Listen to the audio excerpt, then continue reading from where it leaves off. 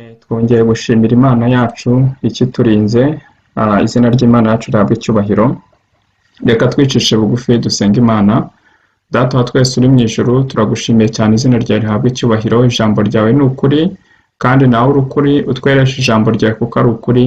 Data wa twese, umwuka yarakomeze kutuyobora mu byigisho kandi arushaho kutweza, mu izina rya Yesu Kristo, amen. Umutwe w'amagambo, umutwe w'icyigisho uravuga ngo guhinda kurindwi kw'inkuba. Turi mu bihe bidasanzwe aho abantu benshi bibaza ibibazo bigiye bitandukanye. Bamwe bati se mbese guhinda kw'inkuba kurindwi kwaba kwaratangiye kuvuga? Mbese inkuba ya mbere yaba yaratangiye gukubita? Oya. Guhinda kurindwi kw'inkuba kwerekeje ku musozo, ndetse muri bimwe mu bintu bisoza isi. Guhinda kw'inkuba kurindwi rero ntabwo kwari kwatangira, gusa inkuba zo zatangiye gukubita. Rero bavandimwe, akaba ari ahanjye, akaba ari ahawe, kugira ngo buri muntu akomeze kuba maso no gusenga, tumenye iminsi tugezemo.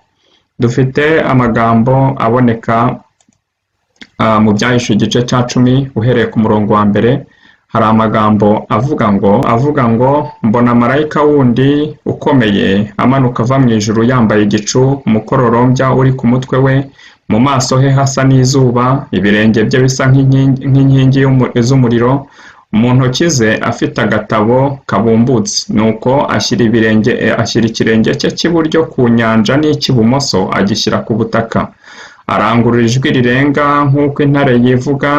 Avuze iryo jwi rirenga, guhinda kurindwi kw'inkuba kuvuga amajwi yako. Aha rero, nk'uko uyu muntu wari uhagaze ku nyanja, ku butaka no ku nyanja yavuze, uyu mumarayika wari uhagaze ku butaka no ku nyanja yavuze ijwi rirenga, hanyuma avuze iryo jwi rirenga, guhinda kurindwi kw'inkuba kuvuga amajwi yako. Ibyanditswe byera hano ntabwo byadusobanuriye niba ayo majwi yaravugiye icyarimwe ari arindwi, ariko akavuga mu buryo butandukanye, hakumvikana guhinda kurindwi kw'inkuba gutandukanye, cyangwa se niba ari inkuba yahinze igahinda yiyungikanya ihinda inshuro 7. Ntago ahangaha bigeze babivuga, gusa ni uguhinda kurindwi kw'inkuba. Karindwi bivuga ngo kuzura cyangwa se fullness, completeness mu cyongereza. Bivuze ngo ni ubwiru bw'Imana buzaba bwuzuye rwose, nk'uko ibyanditswe byaba bitugaragariza turi buze kubibona. Ku murongo wa 4, kandi guhinda kurindwi kw'inkuba kumaze kuvuga, nari ngiye kwandika, nuko numva ijwi rivugira mu ijuru rimbwira riti, iby'uko guhinda kurindwi kw'inkuba kuvuze ubizigame bibe ubwiru, ntubyandike. Impamvu rero Yohana yabwiye kutandika ku guhinda kurindwi kw'inkuba, hari impamvu ikomeye cyane atagombaga kubyandika. Marayika nabonye ahagaze ku nyanja no ku butaka, amanika ukuboko kwe kw'iburyo, agutunga mu ijuru, arahira ihoraho iteka ryose yaremye ijuru n'ibirimo n'isi n'ibiyirimo n'inyanja n'ibiyirimo, ati ntihazabaho igihe ukundi. Umurongo wa 7, ahubwo mu minsi y'ijwi rya marayika wa 7, ubwo azatangira kuvuza impanda, niho ubwiru bw'Imana buzaba busohoye, nk'uko yabwiye imbata zayo arizo bahanuzi. Ijwi ryavugiye mu ijuru nk'uko Yohana yaryumvishije. Nuko Yohana yumva guhinda kurindwi kw'inkuba. Yohana yashatse kwandika ibyo yari yumvishije mu nkuba, marayika w'Imana amubuza kubyandika. Niba Yohana yarashakaga kwandika, bisobanuye ko hari ubutumwa yari yumvishije bushobora kwandikwa bukajya mu mpapuro, abantu bakabusoma, nubwo wenda hari bashobora kutumva ubusobanuro bwabwo, ariko ubwo butumwa bwari busobanutse neza kuri Yohana ku buryo byari kumushobokera kubwandika akabushyira mu nyandiko.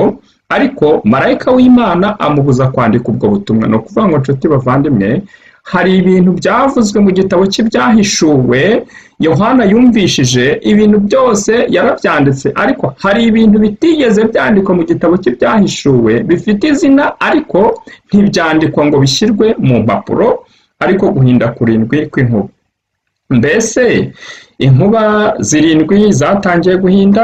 Oya, kuko guhinda kurindwi kw'inkuba kuzatangira mu impanda ya 7 ivuze, kandi impanda ya 7 ntabwo iratangira kuvuga, ariko inkuba zirindwi ziri hafi kuvuga rwose. Ibyo ngibyo abantu bakwiriye kuba babyiteguye.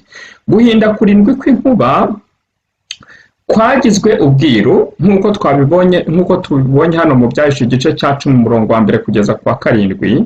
Muri Daniyeli igice cya 8 naho umurongo wa 26, iyo ugiye gusoma hari amagambo avuga ngo, Daniyeli igice cya 8 umurongo wa 26, amagambo avuga ngo ari ibyerekanywe byavuzwe ko bizaba mu minsi, muri iyo minsi uko buzaca bukira ni iby'ukuri, ariko ujye ubizigama kuko ari iby'igihe gishize kera. Ntabwo ari ubwa mbere Imana itegeka abahanuzi bayo kugira ibyo bazigama, ntibabyandike, ntibabivugeho cyangwa se ngo babitangire ubusobanuro, ariko Daniyeli we yabwiwe kubyandika, yarabyanditse, ndetse abwirwa no kubizigama kugira ngo kuko yajyaga akunda kubaza ati mbese byaba bisobanuye iki, cyangwa se byaba byerekeza ku Imana ikamubwira ati ubizigame kuko ari iby'igihe gishize kera. Ni ukuvuga ngo ni iby'igihe cy'imperuka. Rero bavandimwe, tukaba turi mu minsi y'imperuka aho ibyanditswe byatangiye, ibyanditswe byerekeranye iminsi y'imperuka byatangiye kugenda bisobanurwa mu bimenyetso byabyo birimo kugenda bibaho. Nuko njyewe Daniyeli mpera ko ndarabamara iminsi ndwaye, bukeye ndahaguruka nkora imirimo y'umwami, ariko ntangaza n'ibyo neretswe ibyo, nyamara nta muntu wabimenye. Ikintu gikomeye cyane ni uko abahanuzi benshi bagiye babona iyi minsi y'imperuka, bagiye batengurwa ndetse bakamera nk'abarwayi. Murabona ko na Daniyeli yamaze iminsi arwaye, kubera ko ibintu yabonaga ari ibintu bimuteye ubwoba. Iyo ugiye gusoma umunsi n'isaha byo kugaruka kwa Yesu, nibyo bizaba bigaragara nanone mu mpera z'izi mpanda zirindwi, mu mpera z'uku guhinda kurindwi kw'inkuba. Ni ukuvuga iki rero? Ni ukuvuga ngo muri Daniyeli ho twasomye igice cya 8 umurongo wa 26, iragenda ikagusha ku minsi y'imperuka, kuko bivuze ngo ni igihe kishize kera. Ibyo bintu Daniyeli yabwirwaga kuzigama nawe akabigira ubwiru, ni iby'igihe gishize kera.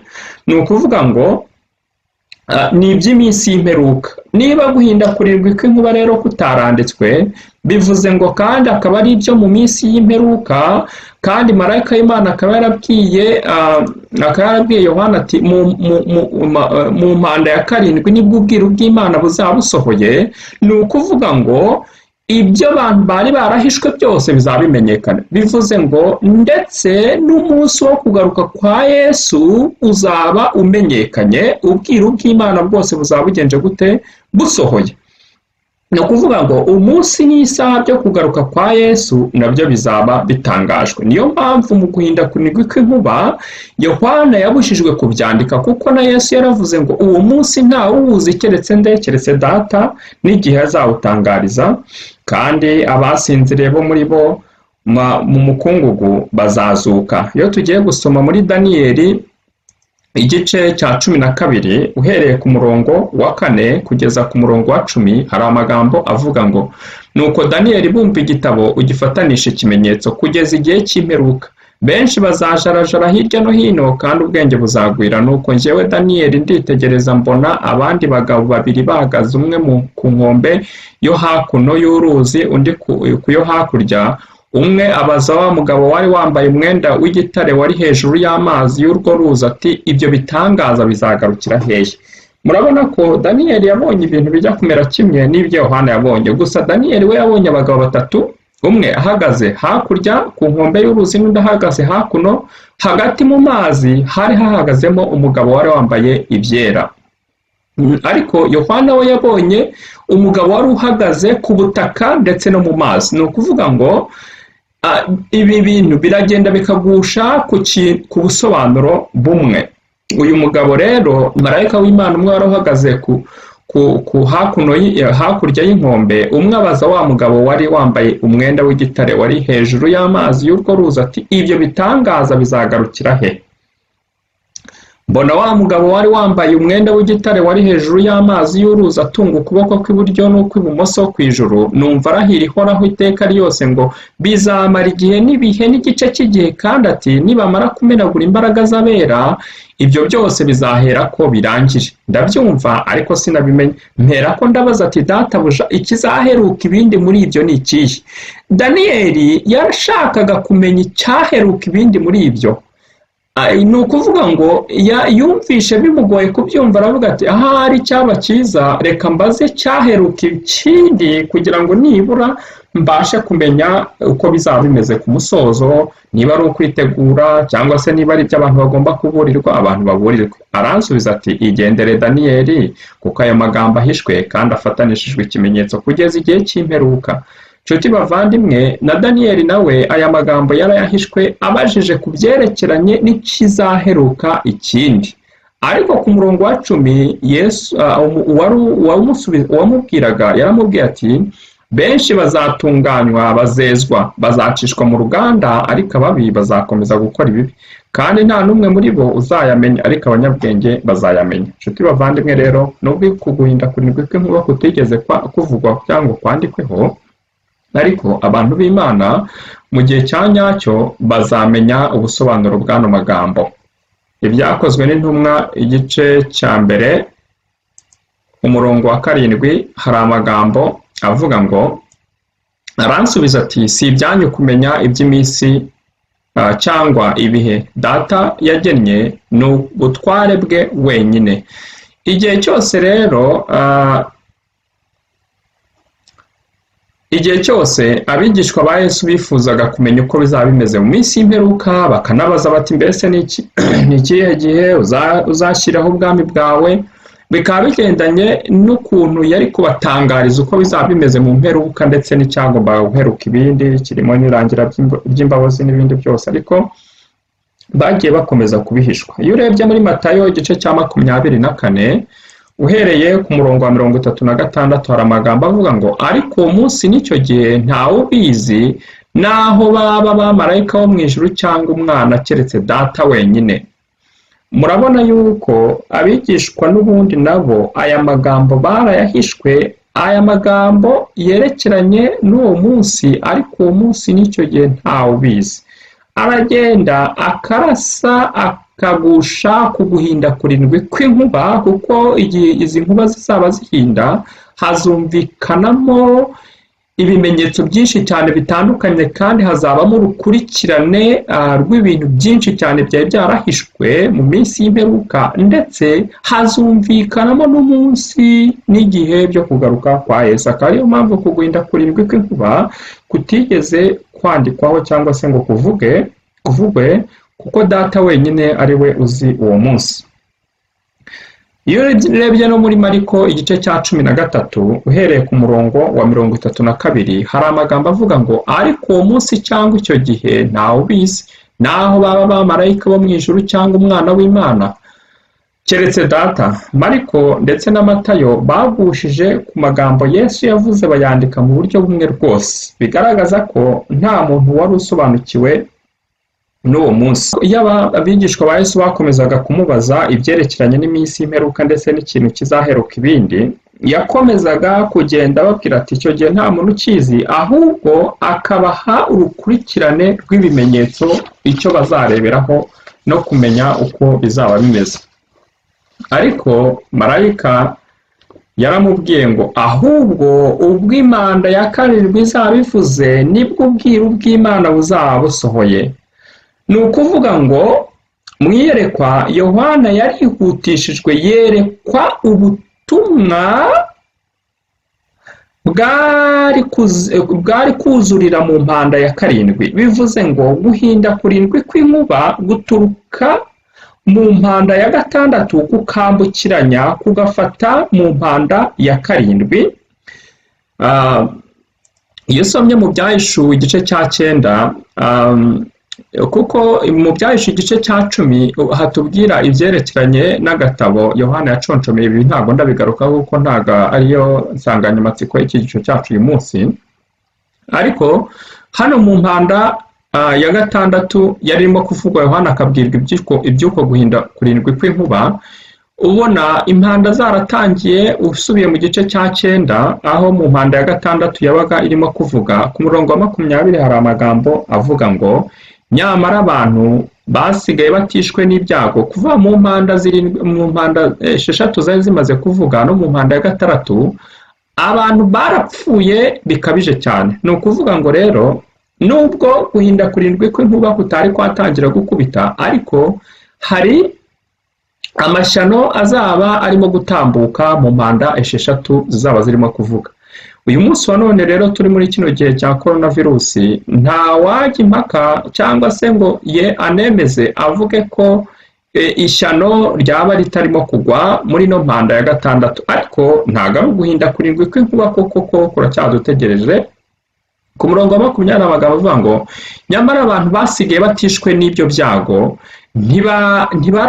ntibarakihana imirimo y'intoki zabo ngo bareke gusenga abadayimoni. Uyu munsi wa none mubona ko abantu basenga abadayimoni, musigaye mukurikirana kuri za social media cyangwa se ku mbuga nkoranyambaga, abantu bashyiraho rwose abapfumu, reka sinakubwira, reka rwose babamamaza bagaragaza. Urabona ko tekinoloji nayo isigaye izana n'imigenzo ya satani ikayishyira ahagaragara ngo abantu bakurikirane.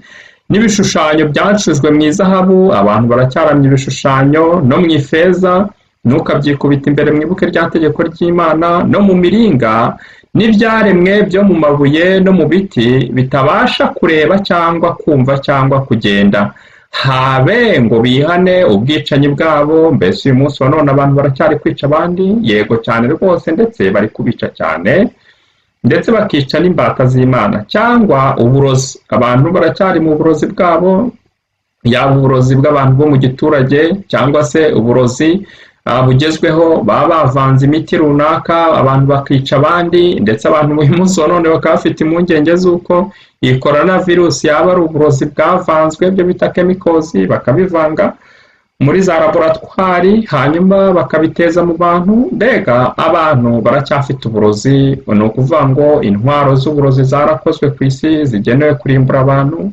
ariko Imana iracyafite controle ku bintu byose birimo kubaho, cyangwa ubusambanyi cyangwa ubujura. Uyu munsi wa none rero abantu bari bakwiriye kuva muri ibi byose, ubusambanyi, ubujura, ibyo byose abantu bari bakwiriye kubivamo, kuko nubwo amashyano yari arimo kugwa akica abantu benshi batandukanye, nyamara abantu ntibigeze bihana ibi byaha byose bivuzwe hano. Uyu munsi wa none abantu barimo gushishikariza abandi gusengera isi, kuko turi muri iri shyano ry'icyago cya coronavirus. Ariko se bantu b'Imana, mwaba muri kuburira abantu ko muri guhumuriza abantu ngo Imana iracyari kuri controle, iracyafite ibintu mu biganza byayo, abantu bakaba barimo gupfa, barimo gushira. Mbese ubwo turi gusengera isi turimo no kuyiburira, tuyibwira tuti muribuka amagambo yavuzwe mu Byahishe igice cya 9 ubwo amashyano yabaga arimo kuba, abantu barimo gupfa umusubirizo, ariko habe ngo bihane ubwicanyi bwabo cyangwa uburozi cyangwa ubusambanyi cyangwa ubujura.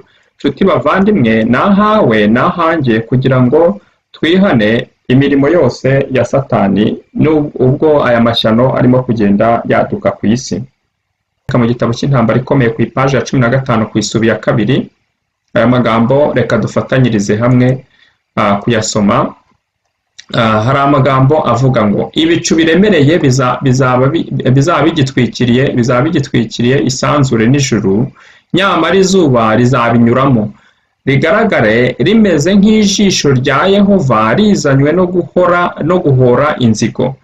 Imirabyo ikaze iturutse mu ijuru itwikiriza isi birimo by'umuriro. Muri uko guhinda kw'inkuba guteye ubwoba humvikana amajwi adasanzwe kandi ateye ubwoba atangaza irimbuka ry'abanyabyaha. Muri kumva ko bantu b'Imana mu guhinda kurindwi kw'inkuba ndetse hazatangazwamo n'irimbuka ry'abanyabyaha. Abantu bose ntibabashije gusobanukirwa amagambo yavuzwe, ariko yumviswe n'abigisha b'ibinyoma mu buryo bwihariye. Nshuti bavandimwe, uyu munsi wa none turi no mu gihe cy'akaga kadukomereye. Abigisha b'ibinyoma baracyakomeje umurimo wabo. abantu bigeze gusuzugura bibona kandi bakirata ubugome bagirira nabi abakomeza amategeko y'Imana bazaba bumiwe bihebye kandi bahinda umushyitsi kubera ubwoba.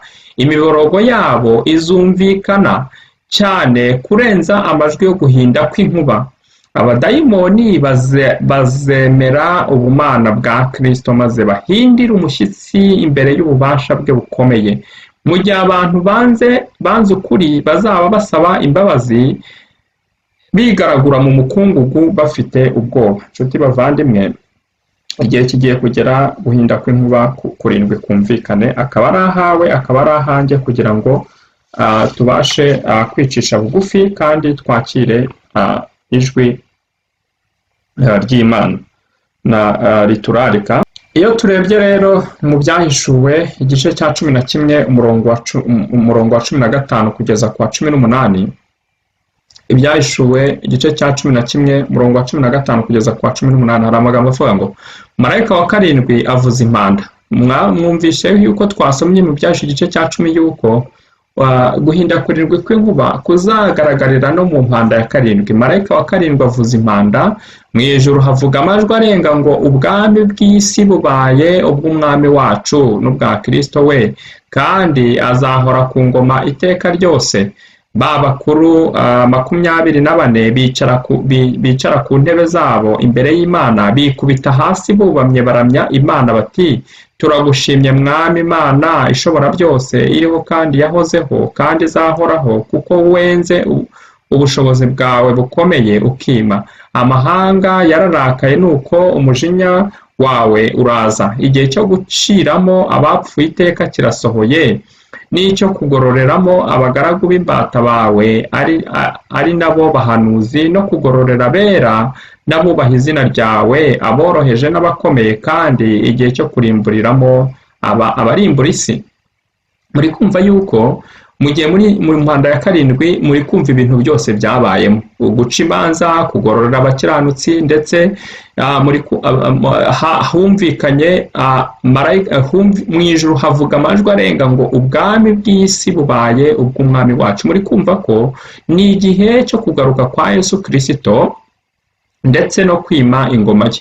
Niyo mpamvu mu guhinda kurindwi kw'inkuba rero, impamvu Yohana yabwiwe kutandika guhinda kurindwi kw'inkuba nuko ari umwuzuro w'ubwiru bw'Imana, bivuze ngo bikubiyemo n'umunsi wo kugaruka kwa Yesu. Ariko kubera ko ubundi bwiru Yohana yari yabashije kubwandika, bivuze ko guhinda kurindwi kw'inkuba kwerekeza cyane ku bwiru buheruka. Guhinda kurindwi kw'inkuba kuri hagati y'impanda ya karindwi n'iya gatandatu.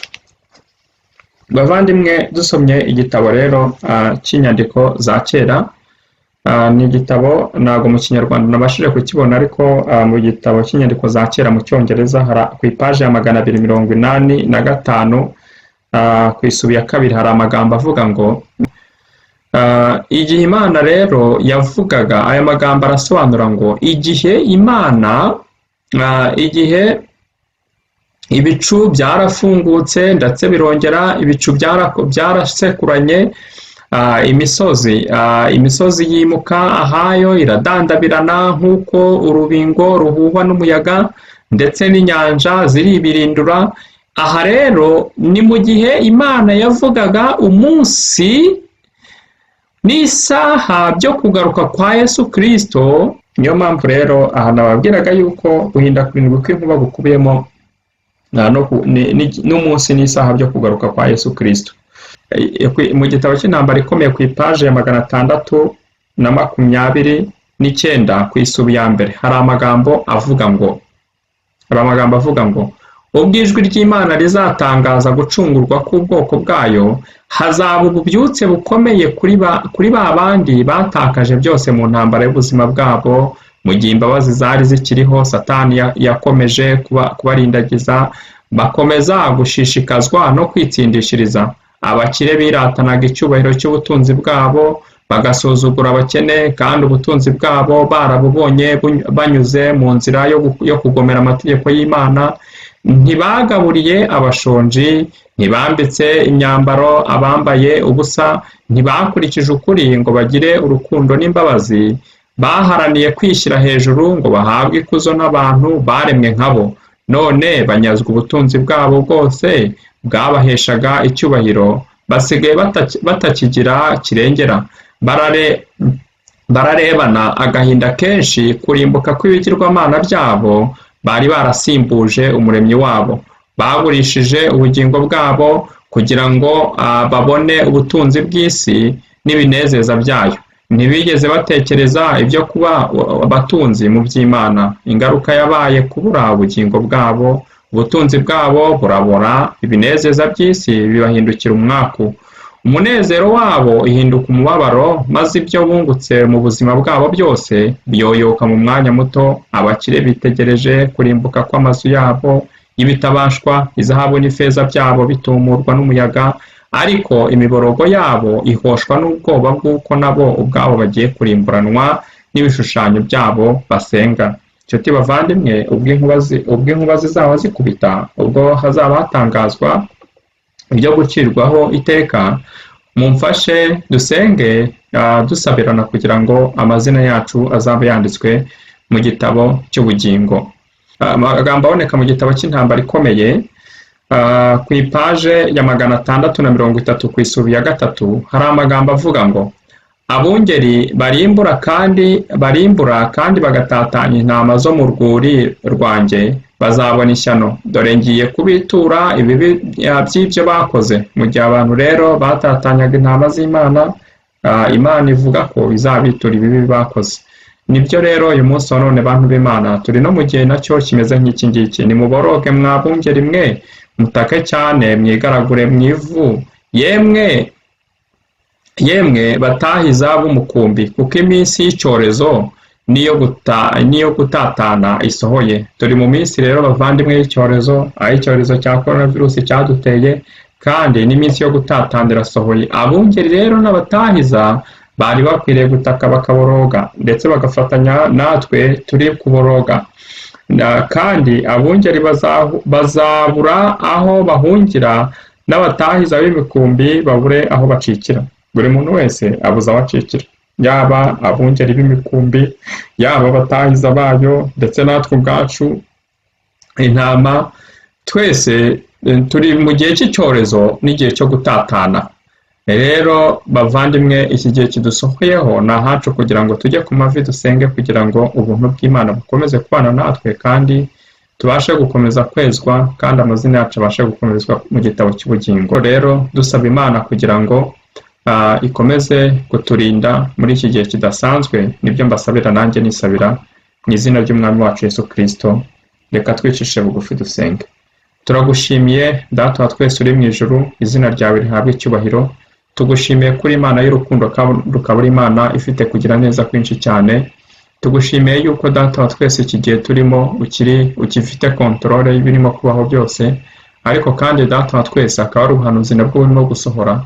Tukaba tugutakambira cyane kugira ngo iki gihe turimo Data wa twese kibashe gutuma twiga byinshi, kandi kibashe gutuma turushaho kukwiyegurira biruseho. Tusabiye abantu bose Data wa twese bagezweho n'ingorane, abantu batakaje akazi, abantu muri no minsi badafite ibyo kurya, kugira ngo Mwami Imana ishobora byose ukorere mu bavandimwe babo, udukoreremo Data wa twese, kugira ngo abantu babashe gufashanya mu buryo butandukanye, kandi Data wa twese tubashe guterana inkunga, kugira ngo twese tubashe kurushaho kwitegura Yesu Kristo ugiye kugaruka. Nibyo dusenze twizeye kubiduha mu izina rya Yesu Kristo. Amen.